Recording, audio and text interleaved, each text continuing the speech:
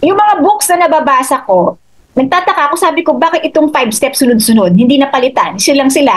So sabi ko, siguro talagang ito yung steps to achieve the financial security. Kasi ilang books yung nabasa ko, sila talaga eh. Sabi ko, siguro nga ito yung steps, kasi laging sila eh. Tapos sunod-sunod, wala man lang yung one, ito. To, hindi sila nagkakapalit-palit. So ito talaga yung steps.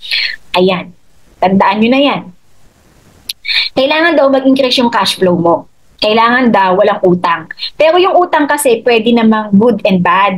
Yung mga nagnenegosyo, usually good debt yan. 'Di ba? Set up an emergency fund. Nung nag-COVID, no? Ito yung importante nung COVID eh. 'Di ba? Halos ang daming nawalan ng trabaho. 'Di ba? So yun. So, dapat meron tayo niyan. Ito, hindi ko alam kung open kayo sa ganito. Pero part siya ng ano eh, ng steps to achieve financial security. Kasama siya, number 4. At hindi lang life insurance, hindi lang buhay mo. Nature risk, anong ipapa-insured mo? Bahay mo, sasakyan mo, business mo, yan yung mga pinapa-insured. Bahay, business, sasakyan, ano pa ba? May alam pa ba kayo? Bukod sa life, yan yung mga ways to achieve financial security. Dito tayo papasok.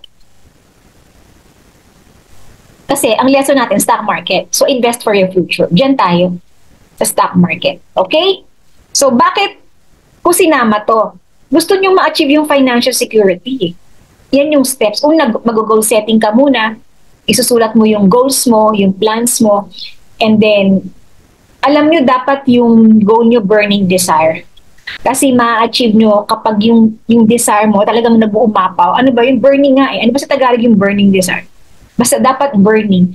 Kasi yung pursige ko na pag-retire sa work, burning yun eh. Sobrang burning. Nag-aalab. Ayun, nag-aalab na. So, ayun. Dapat yung ano mo is nag-aalab na. Dapat burning yung desire nyo to achieve your goal. Matutupad nyo siya. Kasi talagang gagawin mo siya eh.